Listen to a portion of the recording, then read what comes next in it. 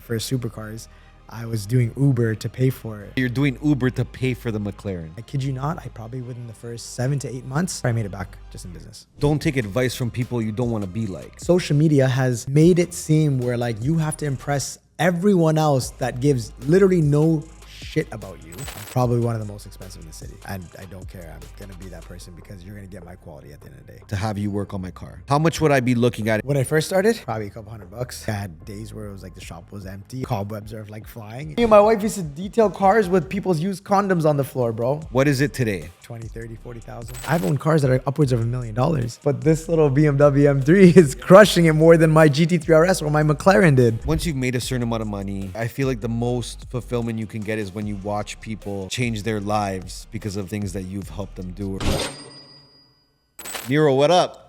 What's going on, my G? Thanks for coming, bro. It's about time now. I knew you were gonna say that. It's about time, bro. We've been working on this one for a minute. For a minute. We had to do a special. We have the whip in the back here for those watching. If you're listening, I suggest you go to YouTube and you watch this instead, because we got quite a setting today. Got a crazy whip. We're gonna get to this whip. We're gonna get to this whip. We're gonna talk about this for sure. I do want to talk about your story about how you got here to begin with. I do know a little bit about when you started and why you started, but I understand you started working at an early age too. Yeah. Around 11 years old, you start working. So why don't you take us back to that moment? 11-year-old Nero, what was life like? Life was, how can I say it, bro? Like, I mean, it's not like it wasn't a place where you can call paradise. You know what I mean? We were brought up in an area where, you know, people didn't have a lot of money. We didn't have, you know, crazy fun things to do every single day. But for me, it was always like, always wanted more than just what was around me. And I was like, you know what, like, what can I do differently than any other adult that was doing it? So I was a kid and I'm like, hey, how can I go and make money to try to support my family? How can I support my own dreams? And At 11, you're thinking like at that. 11, I was thinking this, bro. And I think millennials in general have a very different mindset than obviously the new generation, right? We came from a generation where our parents were, you know, immigrants, and they were like super hardworking. They came to this country with nothing, maybe $1, $2, $5 in their pocket. And, you know, they gave us their life, right? They gave us their world where we were able to still have a shelter over our shoulders and food on the table. Yeah. So I was kind of like, why am I going to be around, you know, people that are, how can I say it? Like, not doing the things that I want to do. Like they're, you know, going to convenience stores and robbing a chocolate bar. Like it's things that I didn't want to ever do and I didn't want to ever involve myself with. Sadly, I was around that obviously environment, but I chose my own path, you know, and I chose it at a young age. But I'm not saying I'm perfect at all. I made my own mistakes. I hung out with the wrong crews. I got into fights and stuff too when I was a kid. Yeah. It all happens. We're a kid at the end of the day, but I still chose something that I wanted to achieve at some point in my life. I didn't even know I was going to do it at the age I did. And we're still learning to this day. Yeah. But at 11 years old, you know, I had the opportunity. One of my uncles opened up a detail shop with his father-in-law. Okay. And that opportunity came up saying, hey, we could work with cars and we could detail. I was like, cool, this is something different, you know. And I was already building these little cars we'll talk about before that. So just to be able to work on an actual car was like, wow, let's do this, you know? Yeah. And for me, it was like, you either go bike riding with your friends and go and like do dumb shit. Yeah. Or, you know, you could be working on cars and making money.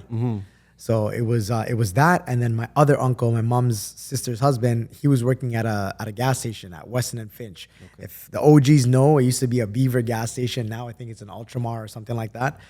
So I would work there right after school. I'd go there around like 3:30, 4 o'clock. I worked there. I worked at the detail shop first. Yeah.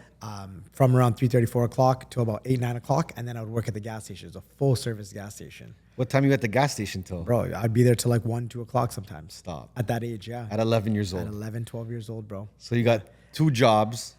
2 jobs at that age, At which that age. most adults don't even have their first job at like 20 years old, you know? Work until 1 a.m., go home, sleep, go back to school. And go to school, and I still excelled in school. Like Yeah. I still made sure I put that first, because no matter what, like as being a brown kid, like education is always a big thing, you know. You probably the same, sure. you know, like you got to make sure you got your schooling. Yeah. But yeah, like I used to do that, and it's crazy because I don't know if you heard this in the other podcast, but I met my wife's grandma and mom at that gas station when I was a young kid. They were just customers? They were just, because it was a full service gas station. Her grandma still lives on the street, like 2 streets over from that gas station, right around that area, right? And when I first met them for the first time, they're like, yo, you're that gas station boy. Wow. And it was crazy to think Full that, circle. like, yo, how did you remember that, you know? Because that must, like, when did you end up meeting your wife? That was in 2013. I met her like late that year, and I met the mom and the grandma in like mid 2014, like March, April. Okay. Yeah. And it's So crazy that's how because many like, years later, right? Yeah, that's full circle. And even you mentioning at that age, like who you wanted to hang out with, who you knew you shouldn't hang out with. Like at that age, that's pretty crazy to be thinking.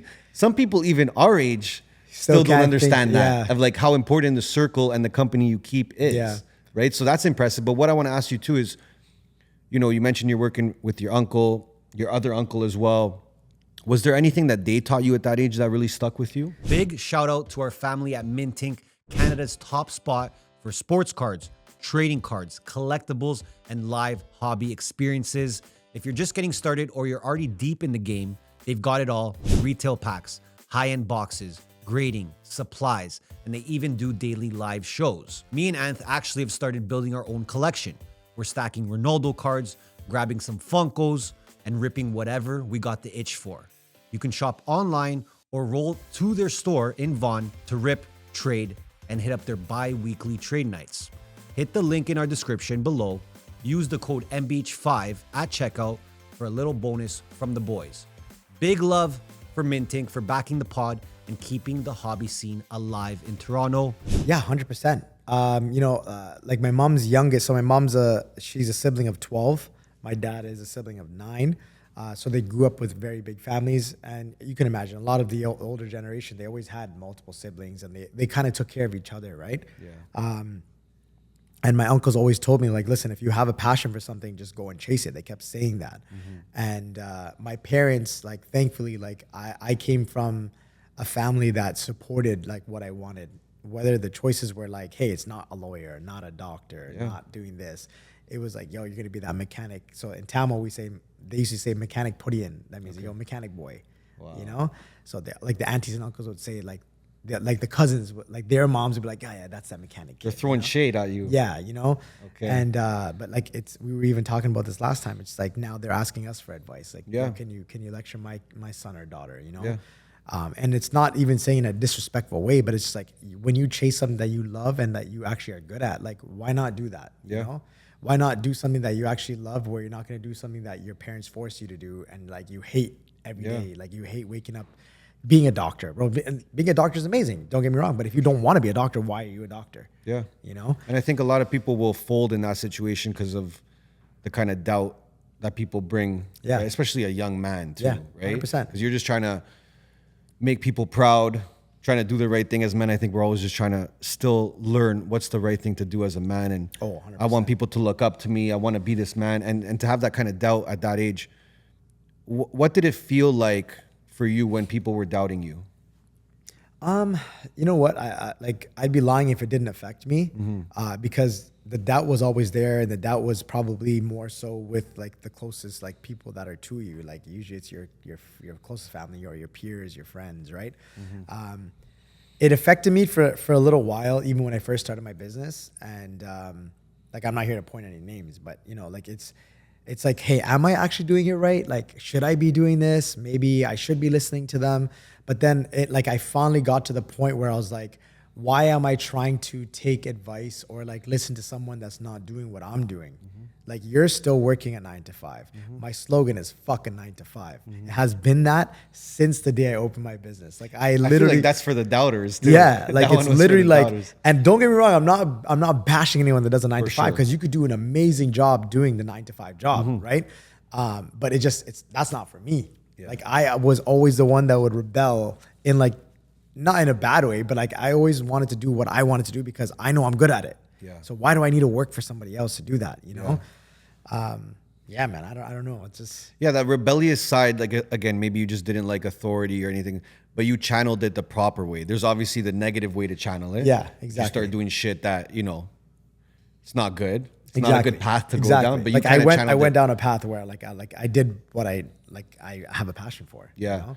What were you learning about money early on in your life? Because you obviously started making money at an early age too. Yeah, I mean, let's see, like money back then, like for us, it was like we had nothing, so like it didn't really phase us. Does that make sense? Like, it's like, yeah, it was there. You know, it gave us opportunity to buy maybe better food and maybe a little bit nicer clothes to go to high school with. Like, you know, like back then, bro, I swear to God, like my OGs know, like that went to high school with me or like middle school, like Nero always had nice clothes, but I would work to like literally like try to look good, because if I'm gonna go do a sale, like if I was buying wholesale product, I would like try to like professionally like look better, like not like a young kid when I'm trying to go sell like PSPs or some random shit that I was selling, you know what I mean? And I would go to like Stitches and buy like Exco, you know, or we went to Albion Mall and went to you know, like the XTC store, and like we'd like save up to buy that Sean John shirt and then the Nietzsche pants, like it was it's a crazy time, bro. But like money I didn't really give a shit about the money side. You weren't motivated, like you weren't doing it for I was just like doing it just because I loved what I was doing. Yeah. You know? And you realized, I guess, at that point too, which is kind of like the game we play with image, right? Like image is important. Yeah. You know, you pull up somewhere, you want to look good, you want to, you know, you pull up with this. Obviously, there's an image that comes with it. Yeah. And I think that's something that people don't understand too, is like it's a game we play as business owners. Where if I'm going to pull up on you and you're telling me cars is your world, but then you don't have a nice car. Exactly. People are going to judge you. Yep. Right? So you kind of learned about portraying a certain image at a young age. Is that right? Yeah. Yeah. 100%. Yeah. That was a very important part. And I do it till this day, and I implement this into my children even to this day. And it's so cute when I see these little boys are already in the washroom before me, and they're like, you know, spraying the water in their hair. They're putting their wax in their hair. They're spraying cologne. Yeah. You know, they make sure they spray it like onto their like clothes, not their skin. Like they see how I'm like doing my thing. And I always said, always look good, always smell good, and always have a fucking smile. Yeah. You know what I mean? It doesn't matter what you're going through. Yeah. Don't put your sorrows onto somebody else. But when you walk into that room, be the light. Try to make someone else happy. Make someone else make their day. You know what I mean? Yeah. So I always say, no matter what, whatever room you're entering, you know, try to dress accordingly, because you know you could be in different rooms, bro. I sit in rooms where there's the biggest gangsters. Yeah. I sit in rooms where there's the biggest billionaires. Yeah. You know what I mean? So I'll make sure I dress accordingly as I go. But at the end of the day, I've been around all of that, so I can like, I'm gonna be me no matter what inside. But if I look the way I look right now, I mean, don't judge me on that. I can be wearing a red bandana tomorrow, but don't judge me on that. You're just able to like adapt. To your your environment. Exactly. I'll throw a suit on and it's like, for sure, bro, you look like you sit in Monaco. You know of course. I mean? So you're working 2 jobs. How long does that last for? Ooh, that was quite some time. I think that was up until I was 14 years old. Okay. Yeah, 13, 14 years old. And then I started working at Wonderland and like started working all these small little jobs. Was there ever a moment where you went away from cars? Yeah. So I mean, that little point where I was working at like, you know, places where I need to be more social and be talking to a lot more people. That's why I was working at Wonderland. I was working at little restaurants and this and that. Okay. I left the car world a little bit. It's not that I chose to do that. It was just because I needed to just elevate my social skills. Wow. Right. So like I chose to do that because it's like, yeah, I'm in that little shop, or I'm in a gas station where I see someone for like maybe like not even 2-3 minutes pumping their gas. It's not even a conversation. It's like, hey, how much do you want to put in your car? Yeah. Go on. High buy kind of thing. Exactly. Yeah. So I needed the skill, and they say even to this day, like, hey, people, I've never worked at McDonald's, but people that work at McDonald's, they said like, if they see that on a resume, you're automatically hired because they could see like, you know how much skill it takes to be able to be, you know, talking to someone, have the respect, and like you're catering with food. Like it's that world, right? So when I worked at Wonderland, I was doing that. I started at a place in Courtyard, which was catering to just business events. Okay. So we were catering to banks and like big companies.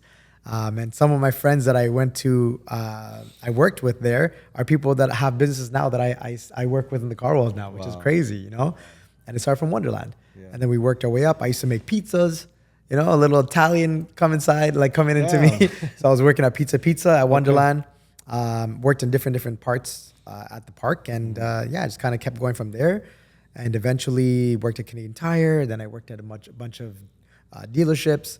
So you were kind of like internally like auditing your skills. Yeah. And saying, okay, I need more of this. Let's go get some work in this 100%. space. Yeah, because I'm always willing to learn. Which is crazy though. That's like that takes a lot of like self-awareness, but also at that point you're putting yourself in all these uncomfortable situations. Yeah, and I think I kind of liked. I still am like that. I like being put into a room where I'm super uncomfortable. Yeah. Because I'll have to figure it out. Yeah. You know what I mean? And I think back then, because school, I mean, to this day, doesn't teach you what you need to know in the real world. And I quickly learned that working at a young age, where it's like, hey, these are skills that I didn't get to learn in my class that I have to learn myself, or my uncles or friends are teaching me outside of school, right? Yeah. So yeah, like I've always been willing to learn, and I mean, I'm not bashing school, but hey, I learned way more elsewhere. For sure. I mean, we bash school a lot too. Like, yeah, my kids right now, I kid you not, like we got a letter early on in this year from my eldest one, like my eldest boy, Ethan. They're like, you've already missed like a quarter of school. And this was like in March. Okay. So you already know that's like a month and a half of school already gone. Yeah. And I'm just like, but my son is so witty. He's so smart, like, you know, touch block, but he's probably one of the smartest kids in your class. And he's learning so much because he's traveling. He's with us. He's seeing how we work. He's at the shop. You know, he's traveled to Asia 3 times. Wow. I know some people that haven't been to Asia once. I haven't gone. I'm coming with you next time. Yeah, bro. so you know what I mean? So it's like my kids have, like, my youngest has been to probably over 20 countries. Wow. He's At 3 that years age old. is crazy. He's 3 years old. Yeah. You know what I mean? So me and my wife are showing them life. And again, like, I'm going to know, no matter what, I'm going to do that, because school will never give them the skills, the life skills that, you know, we will teach them, or our closest friends will teach them, you know? Yeah. And I think the thing about putting yourself in uncomfortable situations too is like the more you do it, the more results you see from doing it. And then, like you said, now you're just willing to always be uncomfortable. Yeah. What advice would you have for someone maybe going through an uncomfortable phase in their life right now, or, you know, is shying away from being uncomfortable? You know what? I think a lot of people are just scared to get out of their shell. They're just like in that shell where they're like they're worried about what other people think. And one thing I'll tell you guys is, no matter what, I don't give a fuck what you think. I'm sorry to say, I'm gonna be blunt. I don't care what you think. I don't care if you're worth $1 billion or $0. I'm gonna do what's gonna make me happy. It's what's gonna benefit my family around me. And if it's a goal that I want, it's for me. Yeah. Don't worry about what other people think. And like, sadly, social media has made it seem where like you have to impress everyone else that gives literally no shit about you. Yeah. They don't even know you. You probably don't even know this person on the other side of that screen that's like typing behind like a screen. Yeah. You're worried about what they're gonna say. Who cares? Yeah. Who cares? Like, literally, who cares? Just go, get out of your comfort zone, and go chase your dreams. Yeah. Because if you're not gonna take the risk and take the chance, you will never ever know. Was there ever a moment you didn't have that mindset and you did care about what people think? Yeah. I think I went through that phase probably right before I got my second shop. So like, I went through, obviously, you know, being just the employee to starting a business, having doubt, and like, but I still have doubt to this day. Don't get me wrong. You know what I mean? Like, am I doing something right? Am I doing something wrong? I still ask myself that. But I think I went through that phase where I didn't know, like, if I was gonna, like, if I'm making the right decisions for my family or my future self or whatever it is, right? And a lot of it, I swear, has come into play because of social media. Wow. And it can be very positive or very negative. I feel there's no in between with social media. Like, it's like one way or the other, you know? But what I quickly understood is that, you know, even the way the algorithm works, bro, you look at one video and you like it, or, you know, that's it's like 1,000 other videos of that same shit will bother you. And if you keep looking at that every day, it's negative, right? So what I quickly learned is like, hey, listen, like, you got to stay positive. You know what the end goal is at the end of the day, or you know what your 10-year goal is. Look at people that are doing it and that you want to be like. Don't look at other shit that's going to stop you. Don't let the other negativity be like, hey, no, what you're doing is wrong, or you shouldn't be doing this. It doesn't matter. Did you have people come to you and say, like, you shouldn't be doing this at that part? I did. Yeah. Wow. I had 1 or 2 people that did. And they're just like, hey, are you sure you're doing what you're doing right? And like, you know, like you could be doing this, you could be doing that. But again, it's the people that didn't ever own a business. Yeah. Especially like that biggest part right there. It's not just me being a friend or a father or like a son. It was like, it's about business, but you have no idea what business is. Yeah. You might have some idea, but you've never owned a business. You haven't gone through the trials and tribulations. You haven't put in the money. You haven't put in the time that I put in, the sleepless nights, the blood, the scars. Like you haven't done it. So it's like, why, you know? And certain people that were like that are not in our life anymore. And sadly, you know, these were amazing people that were in life back then, but they're not anymore, you know? And I've said before too, like, don't take advice from people you don't want to be like. 100%. It's as simple as that, right? Yeah. And I guess you realize that. So then my question to that is, who were you taking advice from, or who were you inspired by and looking up to at that point? Because you needed it the most, right? Obviously, you can look internally, right, and just believe in yourself. But was there any people that did motivate you on the other side instead of try to bring you down? I mean, like, see, like social media was still very up and coming, like around that time. So we didn't have all these like YouTube influencers. We didn't have too many Instagram influencers. It was just kind of like people just getting on there to just post their pictures and show what they're doing, right? But it slowly started to get to that in 2015, 2016. Remember, 2016 was a very different era, right? That's when I opened up my second shop. But I think like people that motivated me, I think no matter what to this day, I'll say this, is my parents, bro. Wow. Because they came here with literally nothing. Like my mom, bro, my mom and dad still work at the same factory, bro, and they will not leave. I was literally having this conversation with them this weekend. Like we have some family here from India and Norway right now. And I'm like, Mom, Dad, like I've been trying to retire you for the past 6 years. You guys don't have to work. Wow. Like we can pay you to stay home, you know? But we're doing stuff in other ways. Like we got them properties, we got them new cars. Like we take care of them. We have investment properties for them. Okay. So when they do want to retire, it's there, it's ready, you know? But it's like, they've just been the real hustlers, bro. It's crazy. No matter what, for the past 38, 39 years, my mom and dad's been working the same factory at Paradigm Electronics. Wow. Together, they work at the same place. They get up every day at 4 o'clock. It doesn't matter if they go to bed at 1 or 2 o'clock, from catering to everybody all day. They've hustled. They make sure everyone is fed, make sure everyone is happy, and they just go back to being a robot. Wow. But like, and I'm like, if they're doing this, why the hell would I be sitting at home on my ass, bro? It's true. Why the hell would I be hanging out with people that I don't want to be hanging out with? Why do I want to get arrested? Why do I want to, like, I don't want to do that. Yeah. So they have always been my biggest motivation, you know? My mom and my dad, bro. What do you think is the biggest thing that they taught you? If you had to pick one thing. Have self-respect for yourself. Have respect for others no matter what. Always love and always give without expecting anything back. Wow. Straight up. Is there anything you wish that they gave you at a younger age that you look back on now? I think they gave me the most love that I could ever ask for. Yeah. I think I'm a Sagittarius, so I'm a lover. I love with everything in me, in anything I do, whether it's family, whether it's friends, whether it's my clients, whether it's my passion. Yeah. They've taught me to just give it your all and just love everything that you do. Yeah. Because if you don't love it, then like you're not gonna be happy, bro. True. You know what I mean? Let's talk about business a little bit.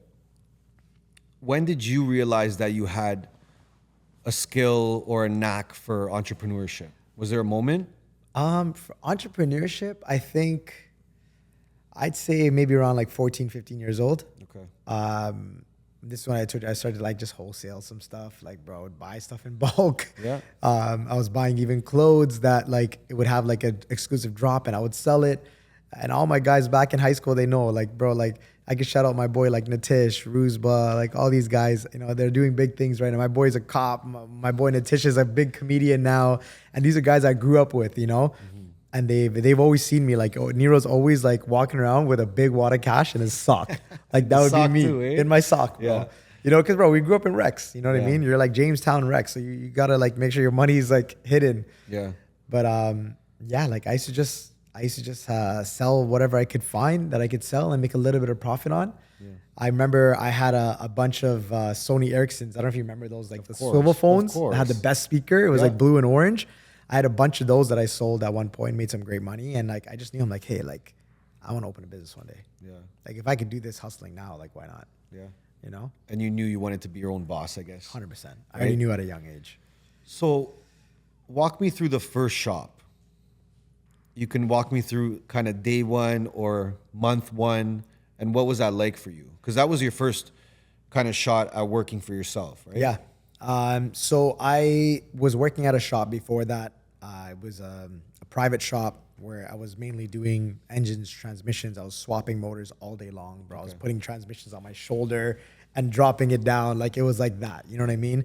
If the transmission stand was being used on another car, I don't care. I'm going to make it happen.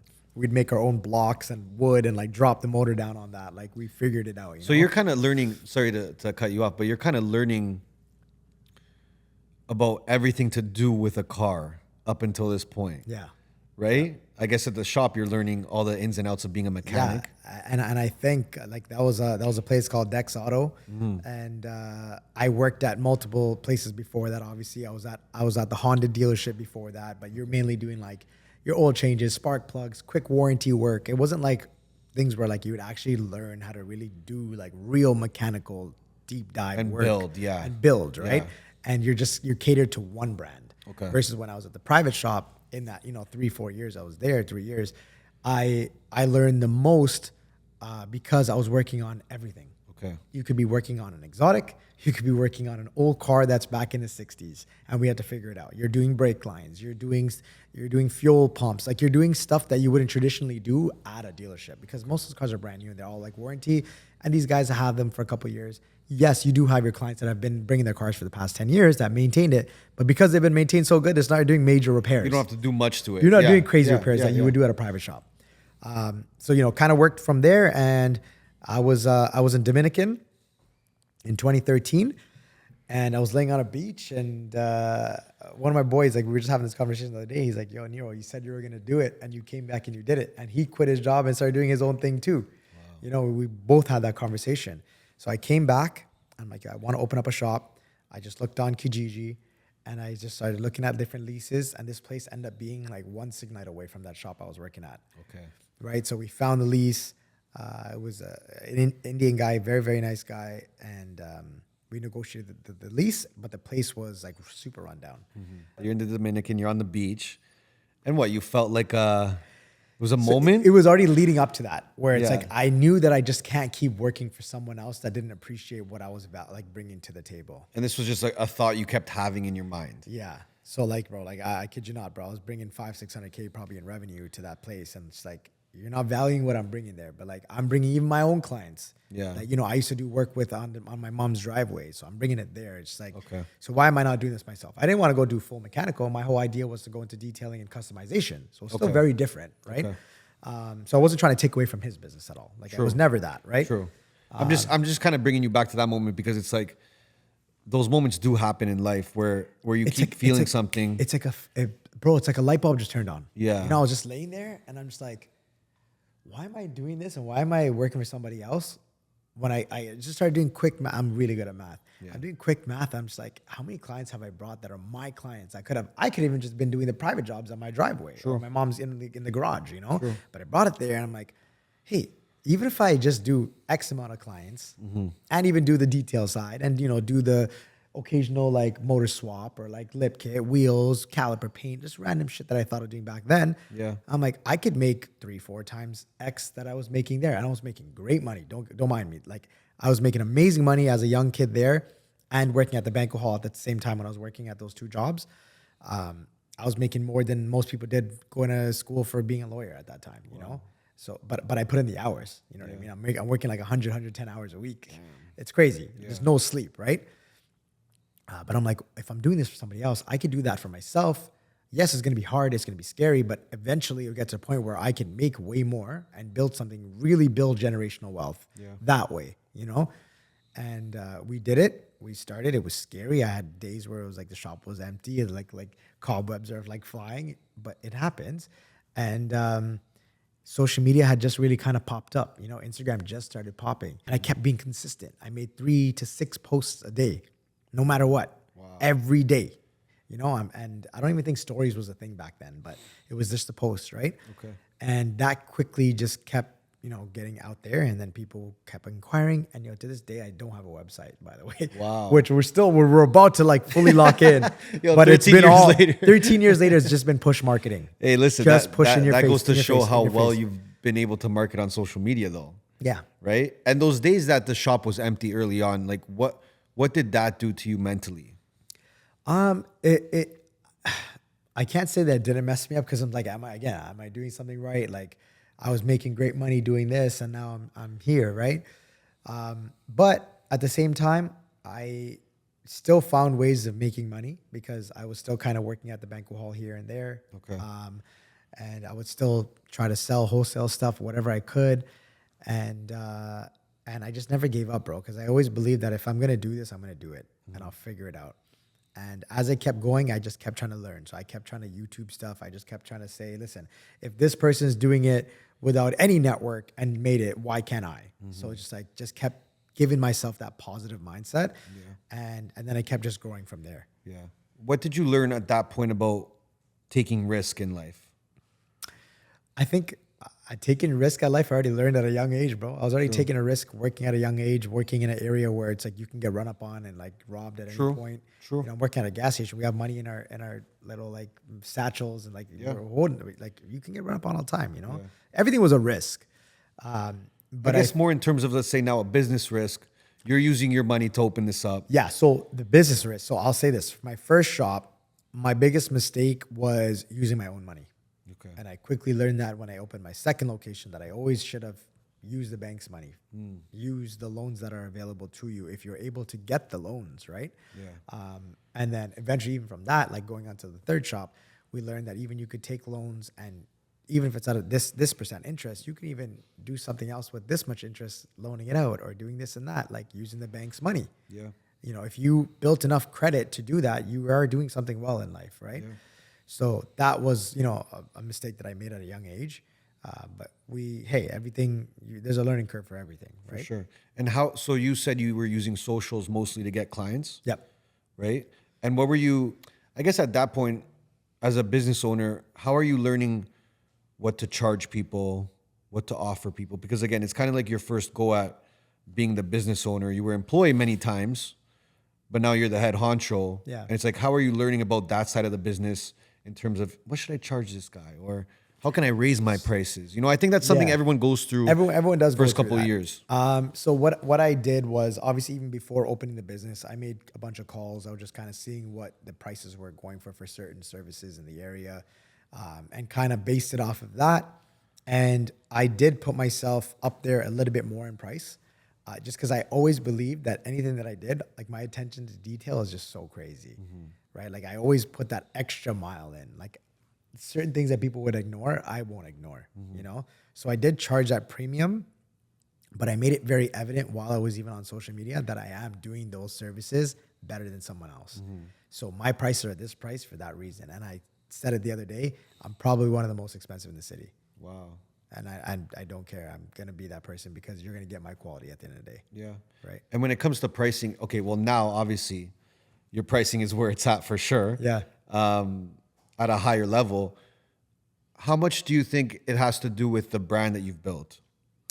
I think it has everything, bro, because you look at what we did in the automotive world, right? I mean, there's people doing it in construction. There's people doing it in plumbing. There's people doing it in all sorts of work, in culinary, right? Like, look at Chef de la Mesa. He's so out there, and like, but you're getting his service. You're getting him. Like, when you say Chef de la Mesa, you're getting him. Yeah. Right? Shout out Chef, by the way. Yeah, my guy. Yeah. It's like, so now we built a brand where, yes, it's art emotion, but now you're getting me. You're getting me at any time you need. You're getting my smile when I come in. You're gonna get my energy, and you're gonna get my top-notch service no matter what. Yeah. So it's not like you're just coming, you're just seeing someone at a reception desk and like, hey, here, drop off your car and go. No. You're still gonna get me. You're still gonna get everything that I believe in, and make sure before that car leaves out the door that it's up to my standards. Yeah.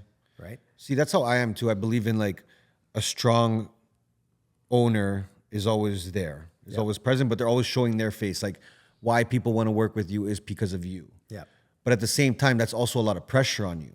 Yeah. Right? Because there's different ways to build a business. Sometimes you can build it and kind of be behind the scenes. Yeah.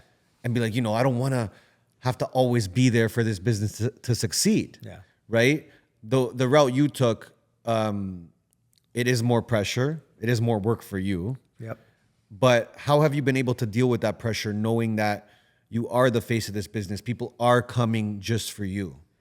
I think I'm still trying to figure it out. Yeah. Yeah, I'd be lying if I didn't say that, because bro, there's days where it's super dark, and you're just like, how much can you give just being one person? Yeah. Like I do a job that probably 10 to 15 people need to be doing. Yeah. But I do it every single day, Yeah, especially even just being a father, being a son, being a brother, like just a friend, like it's a lot, And I'm just still trying to figure it out. Yeah. There's billionaires where you'll never even know that person's a billionaire, and you don't even know that they own the company, but they're a billionaire. I mean, kudos to them. But like, I love showing up for my people. Yeah. I love spending that 3-4 hours at night from 11 to 3 o'clock, 4 o'clock at night, being personable with my clients. You're not getting an AI agent. You're not getting some random automatic response. You're getting Niro. Yeah. You know what I mean? Someone's like, hey, bro, like, how can I be a better father? Wow. They're not even talking about cars. I'll sit there and I respond, bro. And it's not even just one text or one DM. It's a conversation. Yeah. So that goes on for the whole night or days or weeks. You know what I mean? But I love that part of it, because I think God blesses me in his own way because of that as well, Yeah. Was there one job at the beginning you got that really put you on the map or really made you realize like you're onto something special? I don't think it was a job. I think it was my own car that I built, bro. Okay. My OG Integra is still, I have it on my hoist. I don't know if you've seen it at my house, the gray one that I still have. That car put us on the map back in the day. Cause like, it was a car that I spent probably near $100,000 on back in 2009. I mean, that's worth probably what, $200,000-300,000 now, if you calculate that money conversion here. Yeah. That car went to every show. It pulled up to every car meet, and it was just like, holy shit, like that's an Integra. Like that's what everyone dreamed of having done to their car, and every part that was done, from the paint job, like everything. And that won every trophy. And that's when Art Emotion started as just a car crew, And I think that's what really put us on the map. So when we opened the shop, people already kind of knew who we were, They seen us at the track, they seen us at the shows, they seen us at the car meets. So that was just kind of like showcasing your work. Yeah. That's how you were able to use that car, Yeah. right? That's how we still do it to this day. Everything We're we going to own. talk about this one, obviously, which definitely showcases your work. Yeah. But it's interesting because like, it's just a cool way to market yourself. We were kind of talking off camera. Like if there is someone looking at you right now and listening to this and saying, I want to take the same path Niro did, is that something you would recommend right off the bat? Like buy a vehicle and start building it and showcasing it? 100%. Yeah. If you're in the car world, obviously, I always believe if you're going to be pulling up to, a meeting, if you're going to be pulling up to a car meet, one, it's an investment, because anything that you do needs to, I've always been like that. Anything I do has to make money. Yeah. Right? But I will do it with my passion at the end of the day, and I have to enjoy it at the same time. Yeah. But this is something that you could take and showcase that this is your work. It's a mobile billboard. It's like, hey, do you want to put a stationary billboard here in Dundas Square, or do you want to drive with your car? Or like my pickup truck, for example, when I used to have my branding all over it, wheels, lifted, lights, this, that. It's like, hey, I'm driving anywhere. Like, bro, I was going to Jersey one day, and I had a guy literally text me. He's like, hey, I'm following your truck. What do you guys do? That's crazy. And like, this is in the States. Yeah. But like, you just saw my mobile billboard. Yeah. Right? So if you are going to be in this world, if you are going to be a plumber, if you are going to be like, bro, you do furniture. Like, I don't care. You have to have something that you have to showcase no matter what, right? Yeah. So my work, obviously, I bring it everywhere I go. We go to these car shows. Even to this day, people ask like, yo, Nero, you still do car shows? I'm like, yeah, bro, because no matter what, there's still a younger generation that are growing up. You know what I mean? True. The generation from 10 years ago is not the same as the generation right now. We were just in Grand Bend for 3 days. It was a very different crowd. But it's like, hey, these are people, a lot of them that didn't even know that we existed, bro. Yeah. But let's say, hey, we're catering to these younger guys now. Yeah. These are going to be the next guys in the next maybe 10 years when they have money, they'll bring certain cars, right? Yeah. So you got to drill in their head, keep putting in their head. So everything we do, we build and we take with us, and it's a write-off, bro. Yeah, it's true. So in your business, for sure. In my world, These are my billboards. If I'm not paying for Google Ads or a website, I mean, This is way right better off than my Google cars, Ads. bro. How much was the Integra valued at? By That gray one? Yeah. I'd say it, with the car and everything, it's probably like 120 that I had into it Okay, and with now the car. compared to if you were to put a number on it, how much did it make you? That car? Yeah. Millions? I mean, yeah, you know what? Because it started it all. Yeah. Yeah, 100%. It did. Bro, That's a look good at even this investment. thing. This thing I just finished last year, and I probably like this. This is the fourth or fifth time I'm driving for the season. It's already in mid-July. Yeah. But just not even driving it, but just on social media, how many views this car has gotten. Yeah. Bro, I've owned cars that are upwards of $1 million. Yeah. But this little BMW M3 is Yeah. crushing it more than my GT3 RS or my McLaren did. Yeah. You So know? this one here, how much went into this vehicle right here? Probably 65, 70K. Wow. Other than the actual car. So all in, how much is the car worth? Probably 140. 140? 150. Okay. Yeah. You want to do some I'll never math? get it You want to back. try to do some math? You said you're a math guy. Yeah. I'm trying to think, if it brought you 20 million views, how much are you paying per view on the vehicle? You see what I'm trying to say? Ooh. Let me think about this. Honestly, I got to do some math. Do here. some math. Do some math. You said 140,000? Yeah, I'd say 140 to 150. Call it 150. Okay. There's a lot of stuff that I don't even remember that I did, but that's there, you know? So you are paying about 1/7 of a cent per view. That's nothing. And one view technically could become a client. 100%. And has many. And has 20 gotten so million many- views and counting, though. Yeah, and counting. Like, as we're sitting here, it's getting more views. Yeah. And that's probably maybe like what, 10 to 15 videos. That's crazy. It's nothing. Like, I've only shot a couple videos. People keep wanting more. Like, people that have cars like this that are fully done up, they have dedicated pages just for their car. Yeah. I've been wanting to do that, but I was like, how many social media pages can I handle, right? But yeah, this would crush on its own, too, on its own 100%. social media. 100%. What's something you are most proud of with this car? Most proud of is that I think my sons love it the most. That's sick. Yeah. Of course. Yeah. It's something that they're able to come in. Yeah. It's like, Dada, we can actually go in the car. It's not a 2-seater car where it's only one kid could come now. Like, my eldest can come in some of my cars because the airbag doesn't turn on because he's still very light. But it's like, that is the car that we can go with. And like, it's like a real Fast and Furious car because they Yeah. watched the original 1 and 2 and 3, Tokyo Okay. Drift. Anything after that, honestly, I don't believe Fast and Furious is Fast and Furious anymore. True. That's They went too you much. You could put that in the They comments. kept going too long. Yeah, I don't believe anything after number 3. You know what I mean? But when my youngest, my little boy Josh, he's like just in awe of this, you know, and nothing else can replace that feeling. Yeah. Yeah, and like I said, I have a bunch of cars, bro. I have like 13 or 14 cars, and I have a bunch of old school stuff. And like the old school stuff make me more happy than anything else. And same for my kids. They don't care about the exotic stuff. Like, bro, my kid used to go to daycare in a Lamborghini Urus with my wife. You think he gave a shit about that? He didn't give a shit about that. He's like, Dad, when are we gonna go in the Impala? Wow. When are we gonna go in the E30? Yeah. Like, you know, like and I love that about them, bro. Yeah. You know, they're like me. They don't care about that shit. For sure. So this has got to be one of the best investments business-wise you've made, This one's especially one of the best. Yeah. right? Yeah. I have another Integra. I have a red one that I got from one of my boys, Sing Builts. He's in Brampton. Okay. Amazing guy, bro. Like, shout out to Sing Built. Like, he has grown his business in the Honda world like crazy in the past couple of years, and now he's doing giveaways and stuff too. So I got my red Integra that I own. I got from him. Yeah. That he got from another guy, I think in Montreal, Quebec, or something like that. Okay. I love that car. It breaks necks everywhere it goes. We're in the middle of building a DC5R right now with one of my old co-op students. So it's like a whole like, you know, revolving like moment where Yeah. it's like a kid that I had in my shop as a student that did his first little motor swap on my gray Integra. Wow. We mocked up the case swap that's sitting in there till this day together. And now he has his own business, he has his own shop, and he builds Hondas for a living. Wow. You know, so I gave him that. I'm like, I could be doing this with my employee, but I'm like, you know what? Like, that's like a full circle moment. It's like, I can do that with someone that I taught and like, you know, gave that avenue to go and do something for yourself. Yeah. And now you're building Hondas. All right, bet you're going to come build my Honda now. Yeah. You know, I feel like that kind of impact and fulfillment, like you can't put a dollar. once you've made a certain amount of money, right, and you've built what you want to in a certain way, Yeah. right? I feel like the most fulfillment you can get is when you watch people change their lives because of things that you've helped them do or, Yeah. or things that you've taught them, right? We will go into that because I think, you being an educator too is a big role in this space. We talked about it a little bit. It's like in the car industry, there's not many educators. Yeah.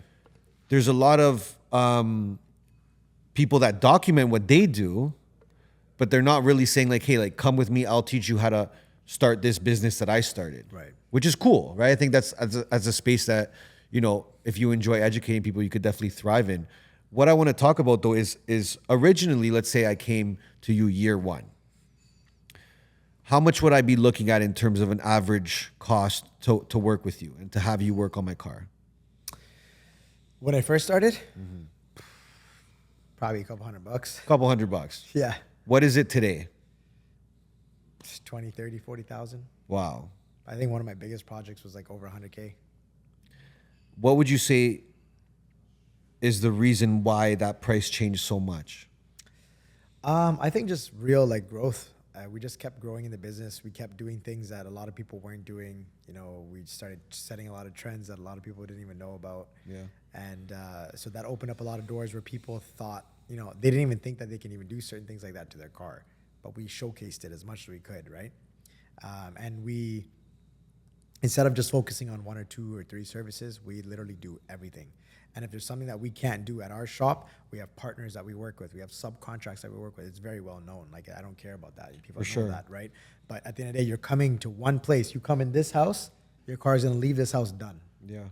You don't have to go to here. You don't have to go here. You don't have to go there. It's going to get done. Yeah. I've built a network. I've built a team. I've built other, like I'm working with other businesses that want to work with me that are going to give me the same quality that I'm going to give you. So now you come, you get one thing done, and your car is done. And you pick it up, right? You talked about building a team as well. What do you think goes into being a great leader? I think it's showing up no matter what. Just, don't ever make yourself look like you're bigger than anybody else because you were once that person. And give whoever you're trying to build that opportunity to say, hey, listen, one day this could be you. Yeah. Because it's not something to say, hey, you're just going to be an employee for the rest of your life. Because my motto has always been fucking 9 to 5. So if that's my motto, I want you to believe that one day this could be you. Okay, I'm not saying, hey, go open up across the street, but this could be you one day, whether you open up anywhere, right? Yeah. Like I said, I had co-op students that opened up same businesses as I have. Mm-hmm. And I was promoting them. I was giving them business because they're in different areas. Say they're in Scarborough or Mississauga or Oakville. I'm like, hey, listen, I have a client. Hey, they're coming there. Just go there, So, yeah, I think that's a huge part of being a leader. And no matter what, you're always going to have to get dirty. Mm-hmm. Get down and get dirty. I'm still busting tires. I'm still working. I'm still laying PPF. I'm still doing whatever. But I'm still polishing cars. I still do it to this day. Wow. Yeah. I think just because you enjoy it at this point too, right? Yeah. But you also have to practice what you preach in front of your team. 100%. So they got to see you're going down and dirty as well. But is there anything about your business or your industry that you don't like? Ooh, I can't just say it's just my industry. I think it's just all kind of trades work. Okay. There's a lot of, how can I say it? Why are people competing? There shouldn't be competition.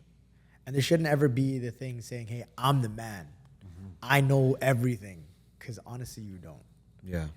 You are God's child of the day. You should be willing to learn every single day. You don't know everything, bro. Yeah. I don't care if you're a girl or you're a guy. You need to be willing to learn. You need to be willing to elevate. You need to be willing to pivot your business in different avenues because things will change like this. Yeah. So if you are someone that just thinks that you're the shit, you're not going to win because people see that. People can see right through that. You know what I mean? So the competition thing is not I don't believe in that. Yeah. I don't care if you're doing home building and you're trying to compete with the guy. Why? Yeah. If you're doing pools, I don't care. Or if you're doing cars, if you're doing this podcast, why are you trying to compete with somebody else? Yeah. Do it because you love it. Be humble and enjoy what you do and don't worry about anybody else. Yeah. That's it. But I feel like in the automotive world, there is a lot of that. I feel like it's very cutthroat and it is. Everyone's in competition. That and construction. For sure. Construction 100%. Yeah. Those are two big worlds. People are always so you felt that a lot throughout your career. That there's... I did. But you think that's just a Toronto thing? I think it's all around, bro. Like I see it in you've New been around the York. world now, right? And now Yeah. you've seen your industry in different cities, big Yeah, cities. I see it everywhere, bro. I see it. I see it here. I see it in New York. I see it in Miami. I was just in Dubai. I visited many shops. Maybe out there they're not so like competing like that, but they will purposely undercut just to get the job. And I don't believe to ever undercut your work just to get the job. Yeah. I'd rather you go to that person and True. call me later. So you rather say, hey, you're looking for like, something half the price. I'm not doing it. Yeah, no, I've gotten to the point, and this was maybe about 4 or 5 years ago, right before I built this last shop. I got to the point where I can gladly deny a job. Yeah. And I will say in the most respectful way. For sure. But I'm okay to deny a job now. Yeah. I think you get to that, like, I doubt at the beginning it was like that. Oh no, I would take on everything. At the I would take on beginning, the biggest bull. like, when you got 40 bucks? Me and my wife used to detail cars with people's used condoms on the floor, bro. Wow. If you asked me that to this day, I would not even look twice. Yeah. Right? But hey, you grow. But I've come to the point where my peace is more important than anything else. Yeah. How do you know in business when to adapt? I think you should always be willing to adapt because things are always changing. Yeah. No matter what. Like look at the way our world has changed just in the past. I wouldn't even say 3 years. Just look at what has changed since January of this year till now. First of all, the year is already almost done. It's crazy. We're gonna be in August, but it's like you look at how much has changed even in social media. You have to be willing to adapt no matter what. Things are always changing. You got to learn to pivot. You got to learn to adapt to anything that's revolving around you because if you don't, you're gonna be left behind. Yeah. You mentioned like Canada's not in the best place right now, even on the other show that you were on, right? Yes, sadly. Obviously, your industry for sure as well, right? Yeah. How have you been able to kind of accept that and still be able to focus on growth and have a positive mindset? Because it is hard, right? I think a lot of industries are feeling it. Yeah. I highly doubt many industries, this is probably their slowest year, or last year was their slowest year ever, or the year before. Yeah. Last 3-4 years, probably their slowest years in business. Business, yeah. Is it the same? It's been the same for you? 100%. Yeah. Yeah. And That's a fact, bro. I think everyone is feeling it. Everyone that I'm talking to is saying the same things. At first I had doubt. I'm like, hey, are we really doing something wrong? Did I go too far? Did I invest too much? But everybody's feeling it. But see, like right now, you look at what's going on in Canada. It's something that we, I think you and I are same age, right? Roughly. I'm 33. Yeah, so we're roughly around the same age. I'm 35. Yeah. We grew up in an era where, we did go through a recession when we were kids. We didn't understand it. True. Our parents didn't have crazy investments to really feel what they probably would have felt, what we're feeling now, We were the generation that are taking the biggest risks. We're the ones that are showing up more for our kids. We're the ones that are putting a bigger weight over our shoulders, right? So seeing what's happening to Canada is sad because I'm a proud Canadian. I'm born here. I'm born and raised here. Bro, my password for like my Wi-Fi is Canada123, like to this day, About to take your Wi-Fi. I'm gonna put the Yeah, pull up the shop, but like, bro, I have a Canadian flag in my office. Like, Yeah. I always grew up saying, hey, when I get that like dream house, I want to have a white picket fence with a big Canadian flag. Like that was the Canadian dream. Yeah. Sadly, what's going on, and again, like I usually don't like to talk politics, but like what's going on here in Canada, they've stripped everything out of the entrepreneur and the dreamer. There's like, you can't even dream anymore here because it's like, how much like can you really like do to even achieve what you want to achieve here when no one's willing to help you anymore? Yeah. Right? When you don't have something that's giving back to their country or their city, it's like, how much more can you do here? Yeah. So now, what do you have to do? You learn to pivot. Everyone that made the choice to leave in 2022, 2023, I'm looking at them, they're laughing, bro. I know. They're laughing. We're sitting here like scratching our head, bro. Yeah. Okay, maybe next year, maybe next 6 months, maybe next 3 months. I told my wife the other day, I don't care what it is. I want my peace. Even if I start over again, we're going to go somewhere where it's brand new to us. I mean, we've been there. Like example, if it's Miami, we've been there probably 50 times. But it's still going to be a new place for us to grow as a business, grow as people, meet new friends, new clientele. But if we were able to do it before, when there was no such thing as social media, and grow with that, and now you can do this, I'm telling you, it's just about taking the risks and just pivoting at this point. Yeah. You know? Because there are people that will say, I'm not one of them though, but there are people that would say like, "Yo, it's okay. It's gonna go back to what it was." Yeah, yeah. You're not a believer in that, right? You're being a realist about it. I'm gonna be as real as possible. Maybe one day, Far away. very far in the light years. I love how you In the like next reach. universe. You reach like at another, You know what I another mean? level. There. Maybe in our kids' generation. Yeah. People are like, yeah, maybe 5 years, 10. No. Sorry to say, don't put no cherry on top of it. It's not gonna happen for a long time. We went through a serious bubble where it like fully exploded. Like it was a volcano that erupted this past 2-3 years, right? Yeah. I think if you are a strong entrepreneur, you have a strong mindset, you are driven, and you are able to make it in a Canadian market with Canadian money that can't be used in other countries, you can fucking kill it anywhere else. I don't care if you go to the US. You can go to friggin' Spain. You can go to Europe. You can go to Dubai. You can go to India. Anywhere you want other than here right now. Yeah. How are we the only one G20 countries that are in a recession? And fucking they can't even say it's a recession. It's a technical recession. What does that even mean? Technically, I don't even know what the hell this means, They bro. just added another word. Bro, they said this, I kid you not, in June, my lights almost shut off. Wow. We felt it right away. They said it on CP24, and this is why I don't watch the news anymore.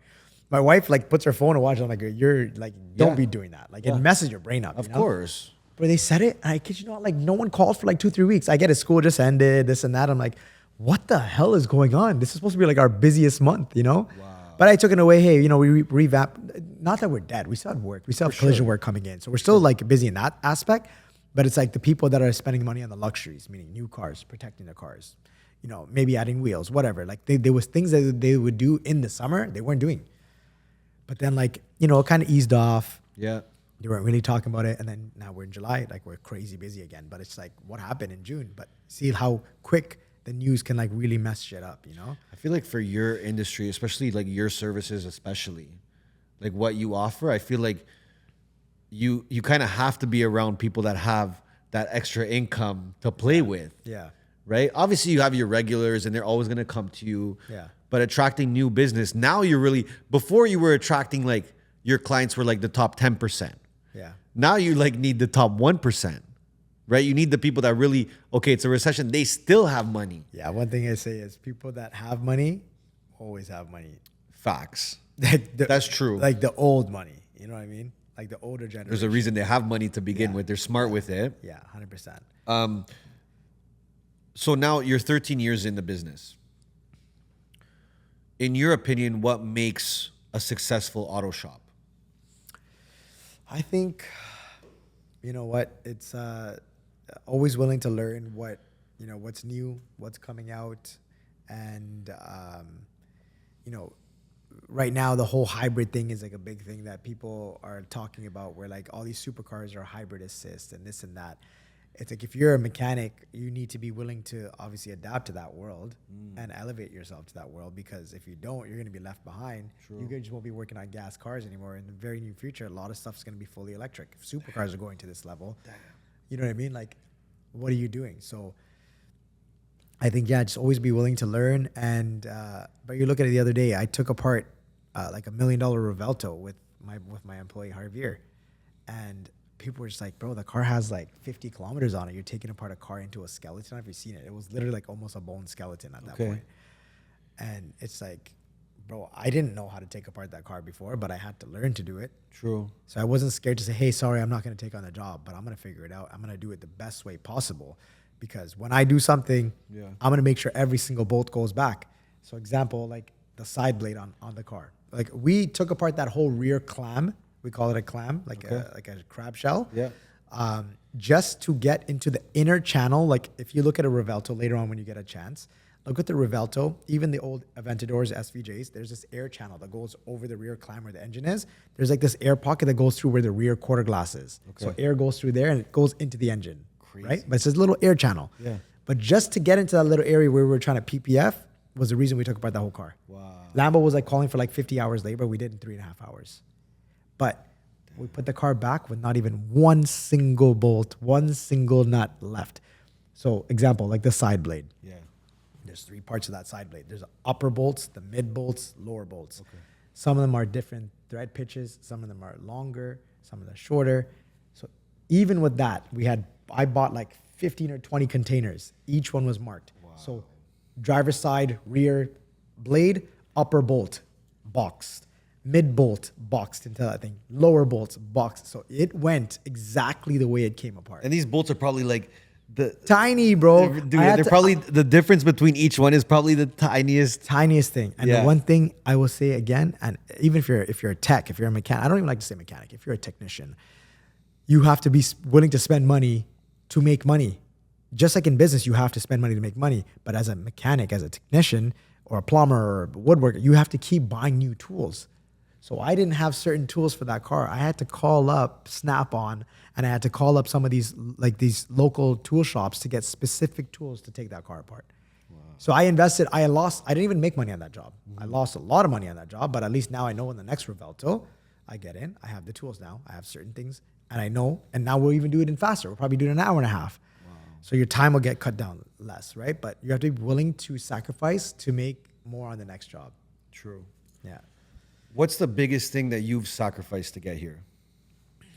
I think my time with friends. I think that's probably the biggest. Time with family, mom, dad, sister, cousins. Yeah.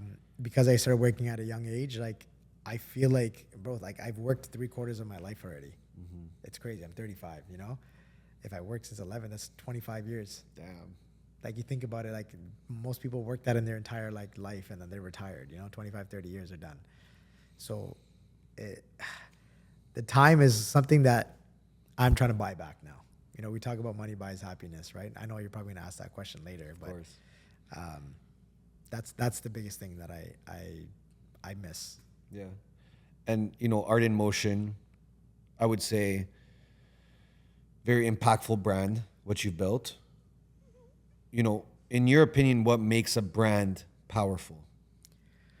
I think how you portray yourself, how you keep your image is what's gonna build that brand. Yeah. Because you could be great at something, you could be great at that skill, but if you're a piece of shit, you are attached to that brand. Does that make sense? Yeah. So when you walk in that door, they don't just see your podcast, they see you. Mm-hmm. So if you're a piece of shit and you walk in, people are not going to want to sit down with you. Yeah. If I walk in and I'm a piece of shit, no one's going to want to bring their car to me. Yeah. Right? So when I walk into a room, or if I have a client that comes in for a meeting, if I take a phone call, the best feeling that I get, and it's usually like 7 or 8 out of 10 times that I get a phone call, they're like, Niro, I don't care what you're saying, your energy is so hype, I just want to come and spend with you. Yeah. Right away they say that, because I'm going to give you my best energy. I'm going to advise you best. I'm not going to be here to try to take money from you. If you call me and say, hey, listen, Niro, I got a car with 2,000-3,000 kilometers on it, or 10,000 kilometers on it. I want to do PPF and this and that. I'm not going to be the guy be like, yo, yeah, come, let me take your $2,000. Let me do your front end PPF. I'm going to be like, no, listen, straight up, bro. You already put 10,000 kilometers. There's going to be imperfections all over that thing. It's not worth it for you. If you want to bring it in, I'll assess it. I'll look at it. If you really, really do want to protect it, that's up to you. But I'm going to tell you, if that was my personal car, I wouldn't even bother. Drive the car out. Wow. Next time you ever buy a brand new car, come to me. I will take care of you then. I'm not here to take your money right now. And when you do that, they want to work with you even more. 1,000%. They're like, wait, but no. You're more honest, right? I know. You're more honest. And that guy or girl is going to bring 10 more clients because they see your honesty. They see the truth. You're not there just to make $1. I've always been someone where it's like, you are not going to be a one-time client. You better be coming back for the rest of your life. Yeah. Because that's a service I'm going to give you. Do you think that honesty that you give to people has made a big difference? Because I feel like even in your space, the car space, I feel like there's a lot of people look at it and they're like, oh, I don't trust this or I don't trust that. People have a bad taste in their mouth at times. Yeah. Because of, I don't know, just I guess the way it's portrayed, or they've had bad experiences. So do you think... Change your blinker fluid. Right?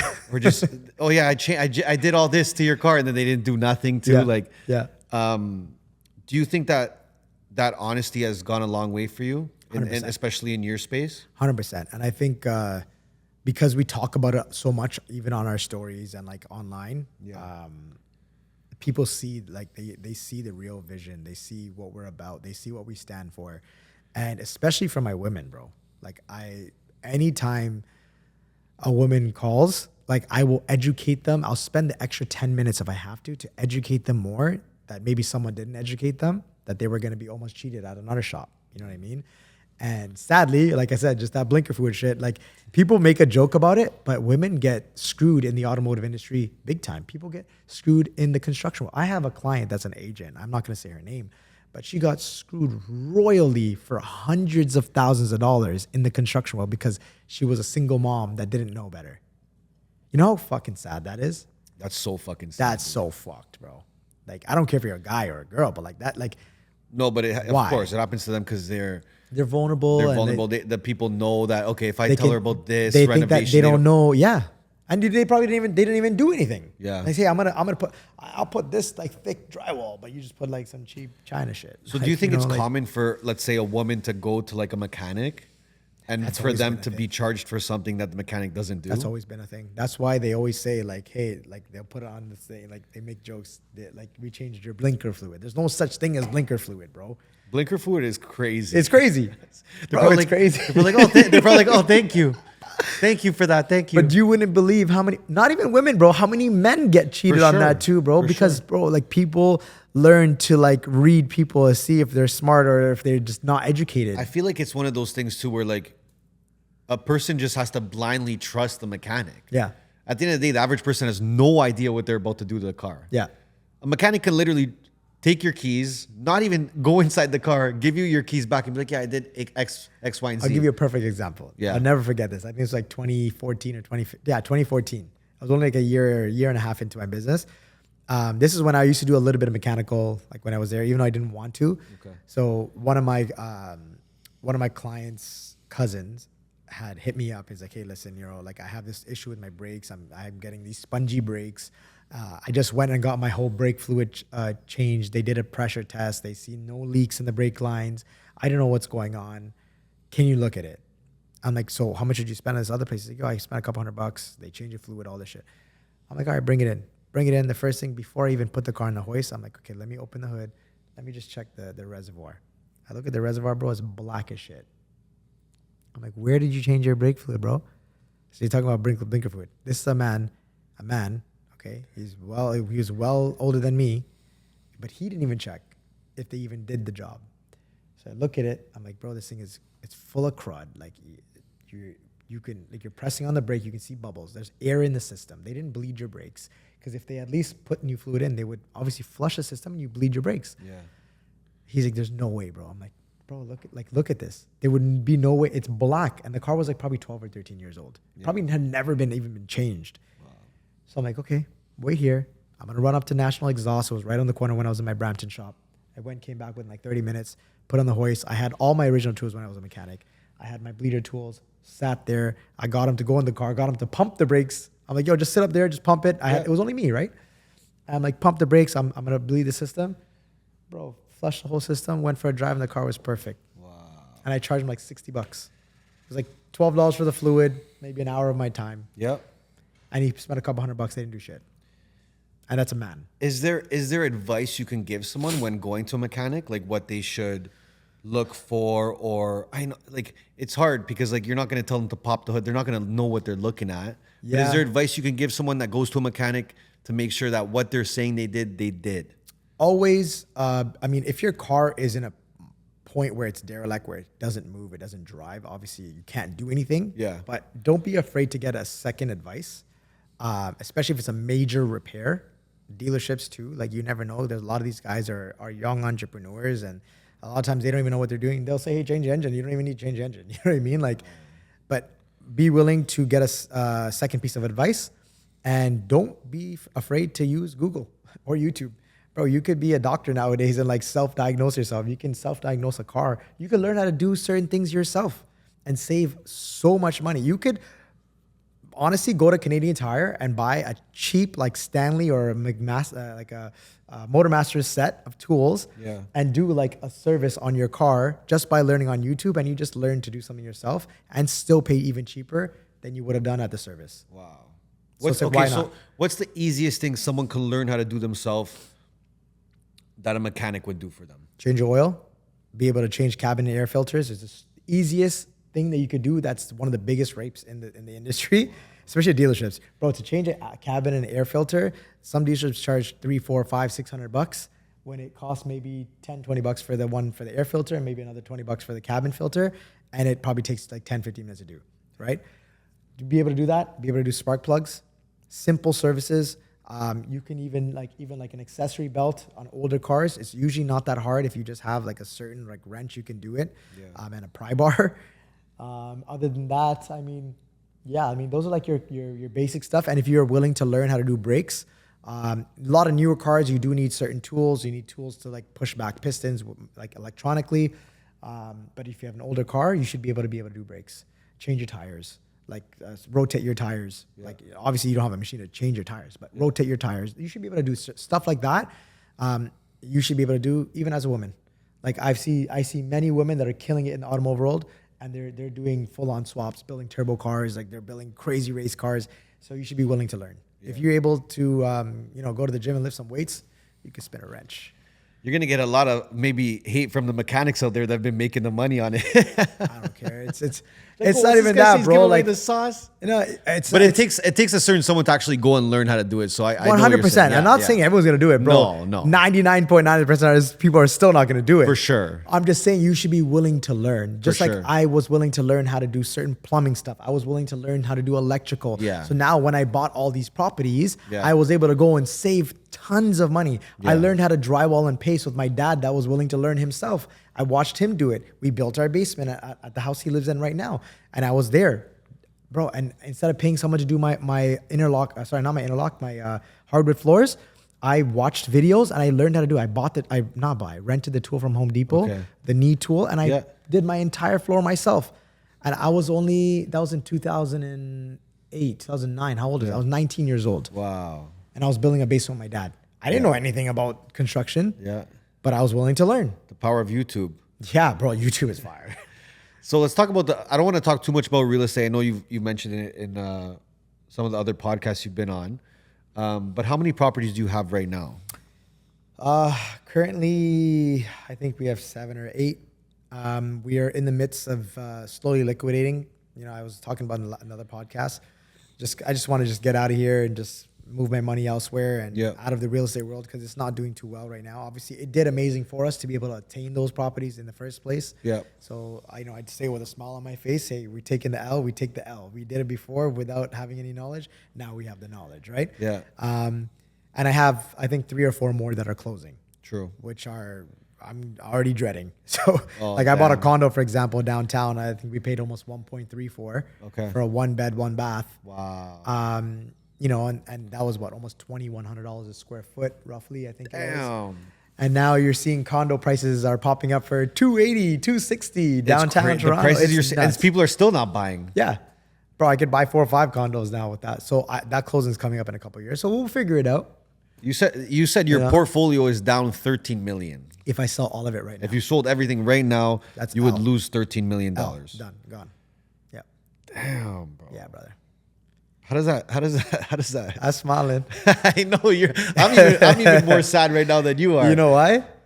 My kids don't give a shit about that. It's true. My kids want to see Dada and Mama show up. They're okay if we come to their soccer games. We go to our little dinners, sushi dates, because now these kids are so bougie with their sushi and keg steaks. Ordering with an iPad. You're good with that, bro. And just giving them time, going on the bike rides. Like my kids, they're always busy with extracurriculars and always they have activities. We're always in the backyard. They're always outside. They barely are ever on an iPad. Maybe 10, 15 minutes if they're having a meal. Yeah. That's it, But they care about just showing up. They don't care about any of that other stuff, bro. Yeah. And I've learned because I attained a lot of it, I've attained stuff that I always dreamt of. There's still bigger dreams. There's the billionaire mindset that I still have that's still there. It's like, hey, I one day want a yacht sitting in Monaco watching the F1. I will always have that. It's gonna make me to stay alive for the rest of my life because that's that goal, Yeah. But my kids don't give a shit about that. At least I have right now, So I learned that all this stuff that we have that we barely even use now or have the time to do it's not even I don't care about it. Extra. Yeah, my time is more valuable than anything else. Yeah. I want to talk about obviously fatherhood. I think obviously that's a big part of your story and you talk about how much it's impacted you. But in real estate, where do you think number one, do you have any regrets about the things that you've done in real estate? And number two, where do you think most people go wrong when they're investing in real estate? I don't think I have regrets because when you're learning, you got to make mistakes. When you're in business, you got to make mistakes. And anything that you do in life, if you don't make mistakes, I mean, you're never going to really, really learn, right? To better yourself going forward. So, yeah, you know, when you talk about 13 million, if I sell it right now, that's people like money that people would never even think about making in their entire life, right? So I'm humbly saying that, like, regrets, it's not really a regret because I'm okay because I came to this country with, like, I was born in this country with nothing. I was born in this world with nothing.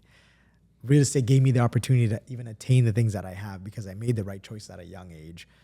Yes, we still made mistakes where now we're going to pivot and, you know, we'll know better what we're going to, I still believe in real estate, but you know what I really believe in now? Commercial real estate, not residential. True. So the pivot's happening, right? So it's not that I'm, hey, giving up on real estate. The Canadian dream was built for most of us in the real estate world, right? If you invested at a young age, you made your millions or couple hundred thousand just with real estate. So I can't bash that. It gave us opportunity and the mindset to keep going, right? But yeah, so I don't regret it. I don't regret it at all. If anyone is getting into real estate right now, you are at a point where you're like, oh my gosh, I missed the train, but the train just came back to the station, baby. So it's like, it's time for you to invest. Yes, the market is still going to go down lower, I believe. It's still going to go down more. But it's like, do you wait for the bottom where it just quickly shoots back up? Or do you get it like right where it's around that threshold right now where you're getting crazy deals, you're getting foreclosures. Like I just closed on a house about 1.5 years ago, the one that I'm living at now, and it's down like 1.3, 1.4 million already in 1.5 years. It's something you can't even swallow that pill properly. But I look at it, it's like, damn, there was some certain house that I was looking at even before this house that was like my dream house that was worth 6-7 million that I can get for the same price I just paid for mine. But those are deals. You're getting a 10-acre lot with an indoor pool, outdoor pool, 10,000 square foot garage outside. And I'm like, bro, there's the one that I was looking at has a pond and it's for even cheaper than what I just bought my house for. So right now, if you have some money that you've been saving up, go and look because there are crazy deals. And don't be afraid to invest right now because it is coming near that bottom. And we might not ever see this ever again, right? How has being a father changed your life? Oh, man. I think it changed my life no matter what for the better. It's made me more patient. It's made me appreciate the fruits and the food that I eat better. Like I enjoy every bite I take, you know? Everything in life feels worth it, if that makes sense. And I don't think anyone will ever understand that until they have a kid. And I can't even speak on a mother's aspect of it because obviously a mother's feeling is totally different. As a father, I see it, you know, because I have to be that nurturer. I still have to be that strict dad, and like I have to be all these different roles. I have to be the loving dad. I have many roles I gotta be because I feel like as a dad, if you're not any of those roles, like your child can quickly go the wrong way. If one of those is missing. It's even just one thing is missing, bro. Like a mom could be a mom, you know, but a dad, bro, like you got to be like everything. You got to be like loving and caring, but at the same time a protector, and you want them to look up to you. You have 2 boys, right? Yeah, 2 boys. Which of course they're going to look up to you. Yeah. Right. So it's like you want to kind of be this superhero to them. Yeah. Right. But then also be like, you can talk to me about these sort of things too. Exactly. How has it impacted the way you do business? You know what? That's a hard question, but I think it definitely made me, again, like where I said more patience. You know, I think it got to a point at some point in my business where I was like, okay, fine, it's okay. I don't need this. I don't need this headache. I don't need to entertain that. I think because of the patience, it made me a lot more in tune with the client. And I think, you know, even when I'm talking to my people on Instagram, like when I'm talking about just advice, like it's opened me up in ways that I can't explain because it's like, I never thought I could be like that. But becoming a father made me become like that softer person, you know, not so much that rough and tough. You have like more empathy as well with yeah. people. I've always been empathetic and like softer in that point, but like I still had that like rough rude boy look. For sure. And like, you know, like that act that I had to put on just because like, okay, yo, you're a businessman, you gotta do this. But nah, like now I think I'm more vulnerable. Like even like you see the podcast, I'm just more open more now, you know? Like, and I think that kids are making me like that. I don't even know what it would feel like to have daughters, bro. Oh my God. I'd be like probably here sitting in tears all day, you know? Do you want to have more kids? I would love to have a daughter. It's just a very scary world we live in now, bro, you know? Facts, yeah. So it's just, yeah, we'll see. I'm happy with my 2 boys right now, bro. Yeah.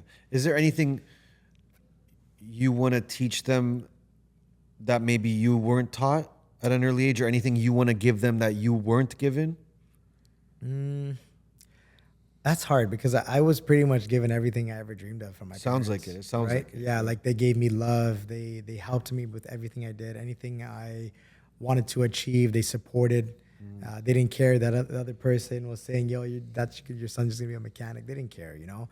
I think I'm just gonna give them the most time I can give them that I probably didn't get as much of from my parents because they were always obviously working, just trying to provide for us.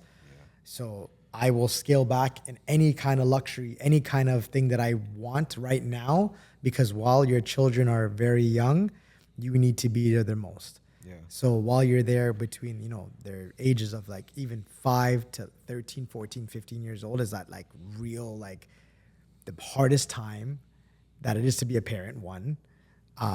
And it's the most important time because if you're not there in that part of their life, their life will be very different, bro. Yeah. And I see that with my cousins. I see that with, you know, friends that have kids that are much older now too. And it's like,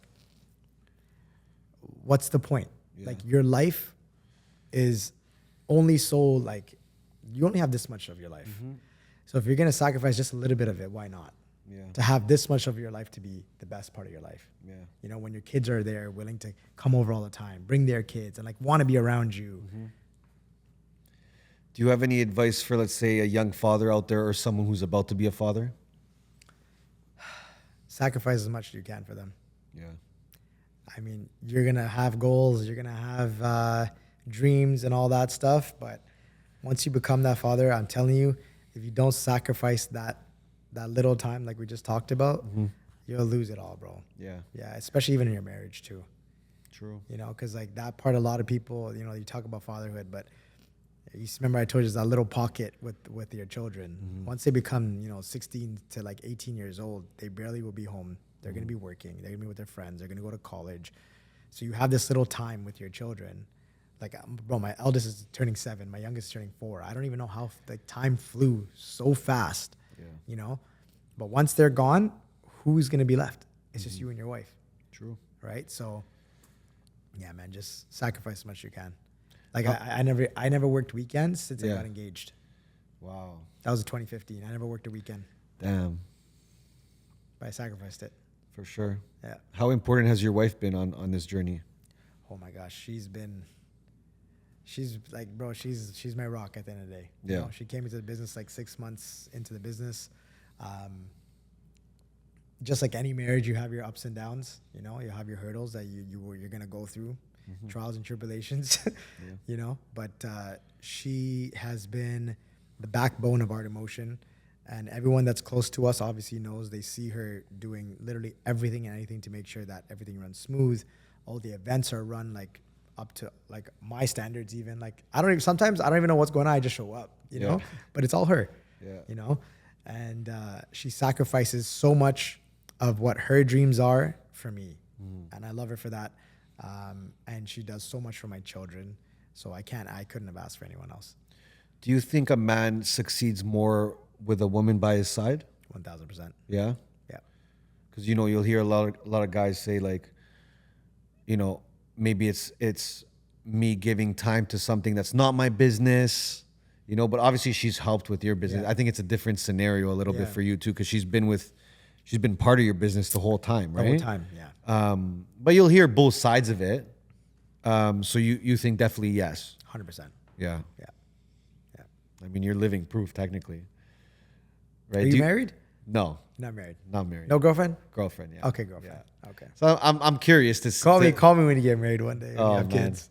We'll sit down again. I definitely want to have kids for sure. Amazing. I definitely want to have. So that's why I like asking these conversations as well, these questions as well, because I think as men, you kind of do need an extra motivator. You know, like you were probably always motivated, but then you're with your wife, she's an extra motivation. Then you have your kids, that's another motivation. Yeah. You kind of start actually with your parents as your motivation. 100%. And then you start building your own family. Yeah, exactly. And you're like, shit, there's actually now, I'm motivated as hell. Yeah, because all of that is going to make you want to just go even further. Yes. Right? And like when you get married or like even just while you have a girlfriend, bro, look at it. Like anytime a man gets a girl, what are you doing, bro? Yeah. I mean, as you should be, you want to show up. You want to show out. You want to take them out. You want to fly them out. You want to give them a bag. You want to do the things that these women they need and like they want, right? And like they should have. Yeah. As a woman, I'm like, bro, if I was a woman, bro, I'd want to be spoiled. I want as hell. everything. Yeah. Yo, It's facts. bro, pay for my nails, pay for everything. You know what I mean? And I think as a man, like that should motivate you to work harder for your woman. And in turn, your children, your mom and dad should always be number one before any of that. Sure. And then it obviously becomes that. It becomes your little family after because it is that. Right? Yeah. So yeah, that motivation will come once you do have a family. And that's where I think, like I said, I talked about the other day, like in 2019 is where I saw the biggest growth is when I had my first kid, you know? Wow. So I had just gotten married, newlyweds, had a child, first home, started buying multiple homes. And like, it was just like, all right, like now we just got to keep going. But that motivation is the best motivation you can have. For sure. So what's next for Art in Motion? What are you working on right now that we can talk about? It's definitely international. Sick. Definitely international. I like to keep a lot of things hush hush nowadays. I don't like to speak it into before. Fair. That's fair. That's fair. You know what I mean? That's fair. I believe in evil eye heavy, bro. I got the evil eye like right here in my chest. There know? it is. I have it tatted on my chest. But I think it's definitely going to be something that the world needs to see. I think we have something here that we're doing in Canada. I think that we can blow up also elsewhere. Mm-hmm. But I don't even care if it's in like Costa Rica or like it could be a small little shop. You know, it could be anything. So that definitely. And then there's different businesses that we have ideas right now that are pretty much ready to like be locked and loaded. It's just about funds and executing it now. The hospitality industry. Wow. We're looking at the restaurant side. Like there's different avenues. My sister has been in ECE since she was a young little girl. Like my sister's she's my baby sister. Like I still take care of her till this day. And she's always had a dream of having a daycare, and I've been pushing her. I'm like, yo, baby sis, like you gotta open the daycare, and I'm there to help you. Sick. So we didn't touch base on this, but like one of my first supercars, I was doing Uber to pay for that car. Which car was it? For the McLaren. It was a 570S. So you bought a McLaren. But I bought my sister. This was the first ever brand new car in the family. Okay. Other than my Audi that I had just bought a year before. It was the first brand new car in the family bought, and I did that for my sister. I bought her a brand new Civic. Okay. It was like a top of the line Civic. Okay. But it was still under my name. It was under the company, and I put her Okay. as a driver. Okay. But because I was the principal owner of the car, I was able to do Uber with it, right? And because of the new car, you could do downtown driving and all that stuff. Yeah. So my sister, like, she would go to work and this and that, and she would see how hard I worked back then. She's like, you're working at the shop, you're doing Uber, you got me a new car. And she didn't care that, hey, like, that's my car. Like, she never ever thought For like sure, that, for sure. But she saw her brother, and like, she just wrote me this sweet message I just read last night, because yesterday we celebrated our 13th anniversary on the 13th. It was our champagne anniversary. So she wrote me this sweet message, and I love my sister to death, and she's been a huge part of my success as well. Yeah. And she has 2 beautiful kids now. And I got something special for them cooking when they're 18 or 19. Sick. You will see that. But we want to get into the daycare side. Okay. And we already have a name and everything, and it's called Babies in Motion. So, one day when she's ready to do this, genius, we're gonna open up that daycare. Babies in Motion. Babies in Motion. I love it. Yeah, man. So like, different. It's time to pivot. For sure. Yeah. And I think with people you trust, obviously your own family members, course. that's the best. Like, Just I want them. that for her. Like I've always believed, because she's such a hard worker. Yeah. And she's a huge provider for our family and always has been. And the way she takes care of her kids and my kids, and how she's always taking care of our cousins and nieces and nephews. And like, this was the perfect world for her, you know? And she's always just been like the simple girl that would just go to work, come home, sleep, watch Netflix all day. Yeah. She was never outside partying, you know? And I'm like, now I'm like, I think it's time for you to just have something for yourself. And like, this is, I think that's what she needs. It's nice that you can like motivate your family members. I want her to come to Florida with us though. So For sure. I'm sure if she you're will. watching, Everyone I know loves- you're going to be watching. You're Everyone coming to loves, Florida. everyone loves Florida. You definitely Yeah. should go to Florida. Yeah. But just to touch quickly on the McLaren. Yep. So you buy the Civic for your sister. You buy the McLaren. McLaren was years after. Okay. But- But you're doing Uber to pay for the McLaren. Yeah. So I started doing Uber. And then when I was ready to buy this car, the only way, like I was going to stop doing Uber. Yeah. But I'm like, the only way to pay for this car, like to continue paying for it, because I wasn't making amazing money like that back when I was ready to buy it at the last shop, to afford a supercar. Yeah. So I was like, hey, that extra like maybe $2-3 grand that I would do Uber with, I can continue doing Uber, and then that would be the payment. What was the payment? Do you remember? On the McLaren. It was $3,800. That's which not is bad. Which is insane to even think about. That's not bad. That is cheap as hell, because that same car now is probably like $6-7 grand. I was gonna say at least. Yeah, but I put a large amount down. Okay, I was gonna Right? say you probably put fucking a good amount. I put a down. good amount down that I had saved. Okay. But if you watch that last podcast, Yeah.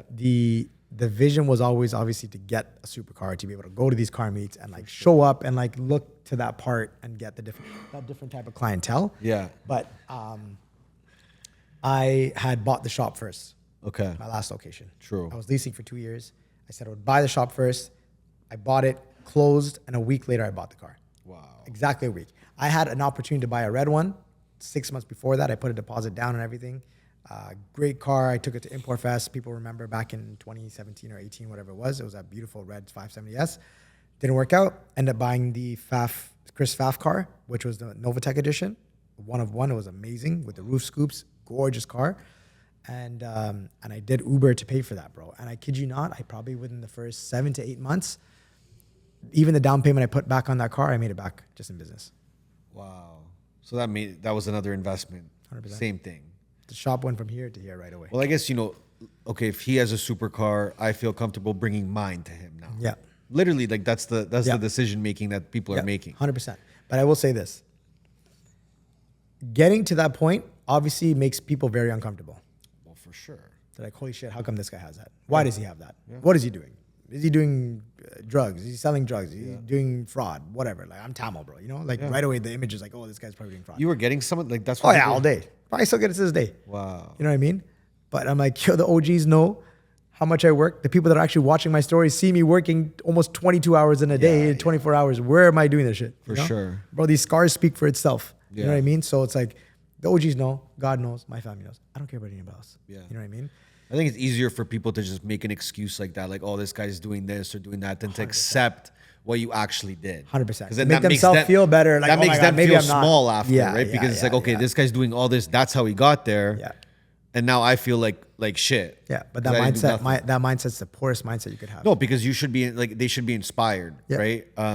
I think when you see someone doing better than you could take it one of two ways. You could either, have a weak mindset and be like, oh well, fuck, he's probably doing this, or you could be like, you know what, like shit, if he could do it, I could do it, 100%. right? And I'm sure you've seen both sides of that. Yep. Right. Now I'm gonna ask you to manifest something on the show. We ask all our guests to manifest something, something you want to come to fruition the next 5 to 10 years of your life. So I can come back and clip it and say, and when it happens, I can say, listen, this guy said it. It came to life. So, I want to be able to, one, obviously have the most time with my children. So I want to be able to take 6 months off if I want to and homeschool them or on a yacht. I want to have a business in Dubai. So that is one of my biggest dreams, especially being there in February. It like opened a lot of doors for us, meeting a lot of people. So I want to have a shop in Dubai and I want to have a yacht. So someone that I met there actually builds yachts. I want to have our own yacht and it's going to have a special name, which we'll talk about maybe in a future podcast. And I want to be able to take that yacht to Monaco for F1. So hold that to me. I'm coming though. 100% you're going to be on that yacht. 1,000%. Then I'll clip it back for real. We'll make a reel on the yacht. But I'll say this, is I know it'll happen when my kids are old enough, if they're willing, if you guys are willing to take over the business and bring it to the next level. Yeah. I think that's the only way it's going to happen. Because I'm getting old, bro. For sure. And let's actually, you know what? Now mentioning your kids, what's a message you want to give to them right now? And then also if they were to watch this, let's say in 10 years from now. Never give up on your goals. Never be, don't ever stop learning. And just be the best version of yourself no matter what. Yeah. Always be someone that, you want to be. Like if you want to be respected, make sure you put out that same energy. That's it, no matter what. If you do those things, I think you'll be fine. Yeah. 100%. And don't let anyone ever stop you. Facts. So our famous question, does money buy happiness? Whew. Money, I think to me, is going to buy my peace. And in turn, the peace will buy the happiness. That's a math. You're a math guy. That's math to me. That's it. It's true. That's it, baby. Has money made you happier up until now? I think more money, more problems, bro. Mm-hmm. You know what I mean? I think having more simple things is a lot more peaceful in life. I see people that have nothing that are like the biggest. They have the biggest smiles and the realest smiles, So, but you can't ever say that money won't buy happiness because it's going to open up doors for you that you never would have had. But if you use it the right way, it'll buy you the happiness in the right way. Yep. That's what I said. Once you're able to buy your time back and buy your peace back, that's all that matters. All the fancy shit, none of this shit matters. Yeah. It's the time that you can't ever replace with your family. That, when you're dead and gone, like none of this, you can't take this, bro. It's true. It's true. That's it. That's like the strongest thing I could say. Appreciate you coming. Great shots. Much, my guy. Congrats on all the success. I'll see you in another city. I won't say it, but we'll see you in another city 100%. For sure. All right. Hold it to me 1 decade from now. I got you, bro. Thanks for your time, brother. Thank you so much, my brother. Right. Yo.